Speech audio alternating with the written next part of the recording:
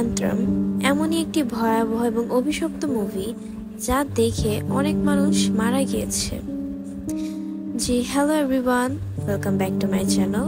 তো আজকে চলে আসলাম story plus art video second episode নিয়ে।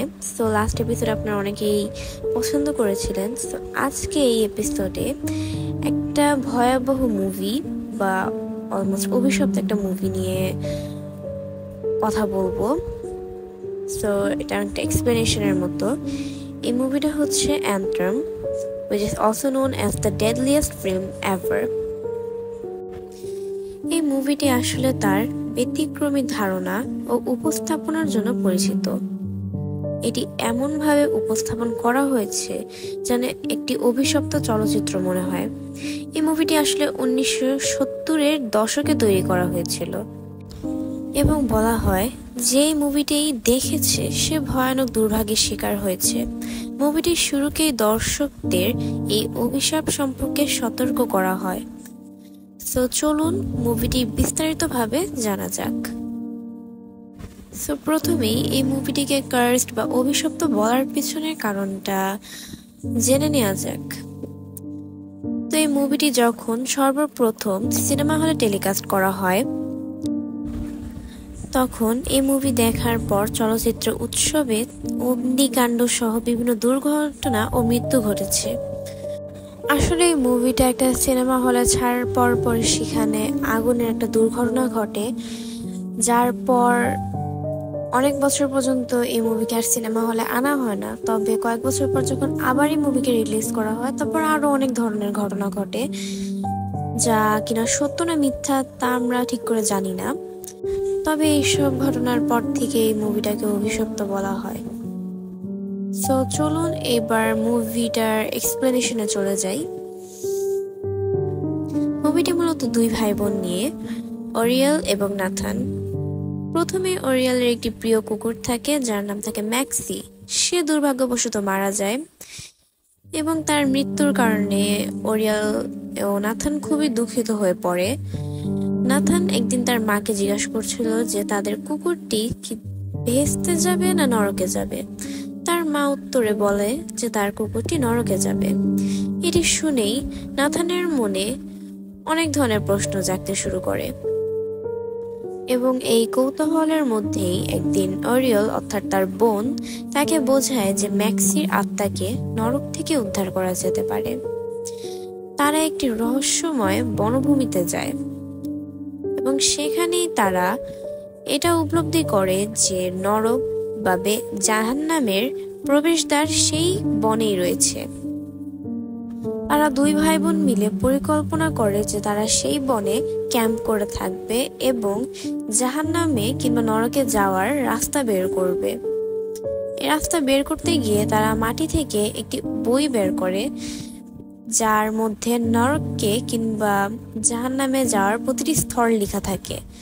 সেই বই অনুযায়ী তারা কাজ করা শুরু করে এবং পুরো মুভিতেই মূলত এই নরকে যাওয়ার প্রতিটি স্তর অতিক্রম করা দেখানো হয়। প্রথম স্তরেই মন্দির এবং আচার। আসলে বনভূমিতে পৌঁছানোর পর তারা একটি প্রাচীন মন্দিরের মতো স্থান খুঁজে পায়। অরিয়েল সেই বই থেকে বিভিন্ন আচার পালন করতে শুরু করে। প্রথম আচারটি হলো মন্দিরের চারপাশে একটি মন্ত্র উচ্চারণ করা যা তাদের নরকের প্রথম স্তরে নিয়ে যায়। এই স্তরে তারা অদ্ভুত ছায়ামূর্তি ও ভৌতিক শব্দের সম্মুখীন হয়। এভাবেই প্রথম স্তর অতিক্রম করার পর দ্বিতীয় স্তর কিংবা আরো গভীর স্তরে তারা প্রবেশ করে। এই স্তরটি একটি দুঃস্বপ্নের বন যেখানে অদ্ভুত এবং ভয়ানক প্রজাতির গাছপালা ও প্রাণীর সম্মুখীন হয় তারা। এখানে তাদের মানসিক ও শারীরিকভাবেও পরীক্ষা করা হয়। তারা বিভ্রান্ত হয় এবং অন্ধকার পথে হারায়। এবং আরো একটি বিষয় হলো এই সব চলমান সময় এই মুভির প্রতিটি অংশে খুবই ডিস্টার্বিং কিছু সিনস দেখানো হচ্ছিল যা কিনা মুভিতে দেখানো হয়েছিল। এবার আসা যাক তৃতীয় স্তর। তারা যখন দ্বিতীয় স্তর অতিক্রম করে তৃতীয় স্তরে পৌঁছায় তখন তারা কিছু শয়তানের পূজারীর সঙ্গে মুখোমুখি হয়। এই পূজারীরা অদ্ভুত আচার কিংবা রিচুয়াল ও উৎসবও পালন করে, যা অত্যন্ত ভয়ানক ও বিপজ্জনক। এই স্তরে তারা আরো গভীর সন্ত্রাসের সম্মুখীন হয় এবং তাদের জীবনের জন্য লড়াই করতে থাকে। অবশেষে এই অভিশপ্ত বই অনুসারে তারা যখন চূড়ান্ত স্তরে পৌঁছায়, তখন তারা নরকের প্রবেশদ্বারে পৌঁছায়। এখানেই তারা একটি বৃহৎ এবং ভয়ঙ্কর দরজার সামনে দাঁড়ায়, যা নরকের প্রকৃত প্রবেশদ্বার বলে মনে করা হয়, এবং এই মুহূর্তেই মুভিটি তার চূড়ান্ত অবস্থায় পৌঁছে যায় এবং তার চূড়ান্ত পরীক্ষার সম্মুখীন হয়। এখানেই তাদের সাহস, বুদ্ধি এবং বিশ্বাসের প্রকৃত পরীক্ষা হয়। তবে দুঃখের ব্যাপার, এই মুভিটির সমাপ্তি এই জায়গায় হয়ে যায়, যার ফলে দর্শকদের মনে অনেক প্রশ্ন আর কিউরিওসিটি রয়ে যায়। মুভিটির সমাপ্তি অত্যন্ত ধোঁয়াশাপূর্ণ এবং রহস্যময় থেকে যায়। প্রশ্ন হচ্ছে, তারা কি সত্যি নরকের প্রবেশদ্বার খুঁজে পায় এবং তারা যে উদ্দেশ্যের জন্য এই কাজে আগায়, অর্থাৎ তাদের কুকুর ম্যাক্সির আত্মা কি মুক্ত হয়, নাকি পুরো যাত্রাটি শুধু তাদের মানসিক একটি বিভ্রম? মুভিটি দর্শকদের এই প্রশ্নের উত্তর খুঁজে পেতে এবং তাদের নিজস্ব ব্যাখ্যা তৈরিতে ছেড়ে দেয়, অর্থাৎ খুবই একটা ওপেন এন্ডিং হয়ে যায় মুভির। এই অ্যান্থ্রাম মুভির বিশেষ দিক হলো এর ভিজুয়াল এবং সাউন্ড ডিজাইন, যা মুভিটির ভয়াবহতা এবং রহস্যময়তা বাড়িয়ে তোলে। মুভিটির সিনেমাটোগ্রাফি, সাউন্ড ট্র্যাক এবং সম্পাদনা এটিকে অত্যন্ত ভৌতিক অভিজ্ঞতা প্রদান করে।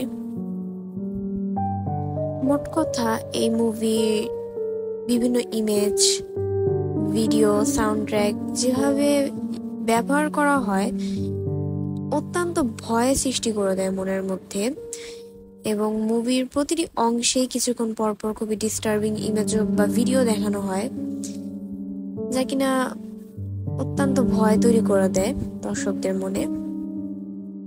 মোট কথা, মুভিটির সারমর্ম বা খুবই সংক্ষেপে আমি এক্সপ্লেন করেছি, ফুললিও স্পয়েল করি নেই।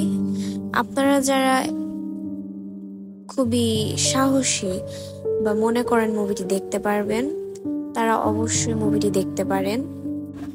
আসলে বলার থেকে মুভিটি দেখা আরো ভয়ানক হবে, কারণ মুভিতে আরো প্রতিটি স্তর, তারপর আরো স্টোরি লাইনগুলোকে বিস্তারিতভাবে দেখানো হয়, তো আপনারা অবশ্যই দেখবেন। সো যাই হোক, আপনাদের যাদের আমার আজকের এই ভিডিওটা ভালো লেগেছে বা স্টোরি লাইনটা ভালো লেগেছে, অবশ্যই আমাকে কমেন্ট সেকশনে জানাবেন, এবং আপনারা যারা এরকম আরো স্টোরিজ প্লাস আর্ট ভিডিও চান বা যে কোনো টপিকের উপর চান, অবশ্যই আমাকে কমেন্ট সেকশনে জানাবেন। আজকের জন্য এতটুকুই। আপনাদের সবাইকে ধন্যবাদ আমার ভিডিওটি দেখার জন্য।